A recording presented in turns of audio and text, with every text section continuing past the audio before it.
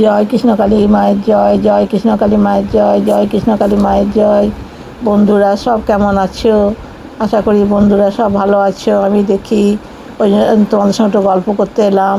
আমার গল্প মানে কি বলো তো? আমার গল্প যে কৃষ্ণকালী মায়ের সম্বন্ধে গল্প বলবো, বুঝেছো বন্ধুরা? এই তো মায়ের উৎসব হলো, কৃষ্ণকালী মায়ের। কৃষ্ণকালীর মা সোনা মা দুজন এক জায়গাতেই আছে, বুঝতে পেরেছো? আগে এক জায়গায় কৃষ্ণকালী মা, এক জায়গায় সোনা মা ছিল। এবার দুটো নিয়ে টানা হাজরা হতো। এখন দুটো ঠাকুরই এক জায়গাতে নিয়ে গেছে। মঙ্গলা মায়েরও সুবিধা হয় দুটো ঠাকুরকে পুজো করা, নাকি বন্ধুরা বলো? এবার তোমরাও আসবে। মায়ের উৎসব হলো কি, মায়ের ওই 1, 2, 3 তারিখ করে মায়ের উৎসব হচ্ছে। এবার সবাই অনেকে আমার ইচ্ছা ছিল, কিন্তু আমি আর কি করে যাব বলো? আমি তো বয়স্ক মানুষ, অতটা যেতেও পারবো না। আর আমি বাসে ট্রেনে তো যেতে পারি না। আমার যেতে গেলে আমাকে 4 চাকাতে যেতে হবে। এবার 4 চাকাতে যাব, 4 চাকা যেতে গেলে তো বাবা পয়সার ব্যাপার। এবার সবটাই তো দেখতে হবে, অর্থনৈতিকটা তো দেখতে হবে, তাই না?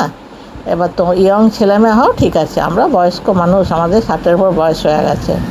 তাও মায়ের সম্বন্ধে একটু কথা বলতে ভালো লাগে, তাই তোমাদের কাছে বললাম। এখন তো মায়ের ধরো নিজস্ব মন্দির হয়ে গেছে, বড় মন্দির, অনেক বড় মাঠ, বহুত ভক্তরা যেতে পারবে। আর আমি জানি মা কৃষ্ণকালী মায়ের ভক্ত প্রচুর। আমিও যেমন মায়ের ভক্ত, এবার অনেক ভক্ত আছে, প্রচুর ভক্তরা আসছে, মায়ের পুজো হচ্ছে, সবই হচ্ছে। এবার আগে যেমন একটা চিন্তা ছিল যে মায়ের পুজো হবে, এ হবে, কী হবে না হবে, এখন ওসব চিন্তা কিছুই নাই। নাহলে বড় ভক্তরা যাচ্ছে কেন?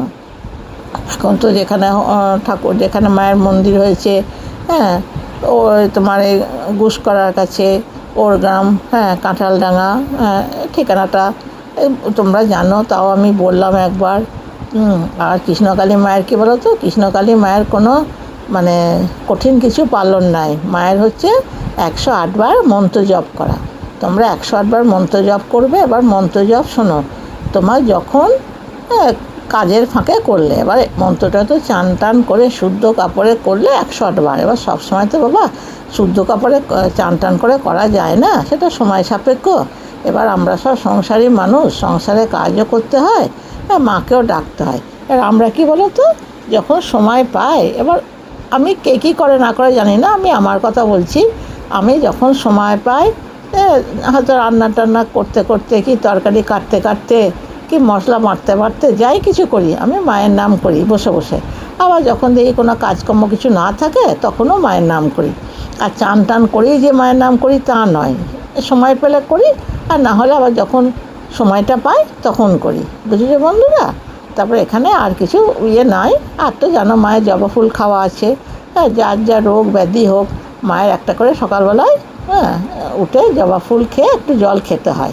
এবার জবা ফুল খেলে, ধরো অনেকে তো জবা ফুলটা চিবিয়ে খেতে পারে না, তখন তারা জবা ফুলটাকে একটু শুকিয়ে নিয়ে গুঁড়ো করে খাবে, বুঝেছো বন্ধুরা? তা সেটাই তোমাদের কাছে বলছি। আর আমার তো খুবই ভালো লাগে। আর কৃষ্ণকালী মা তো খুব জগৎ বিখ্যাত, বহু দূর দূর থেকে বহু মানুষজন আসে।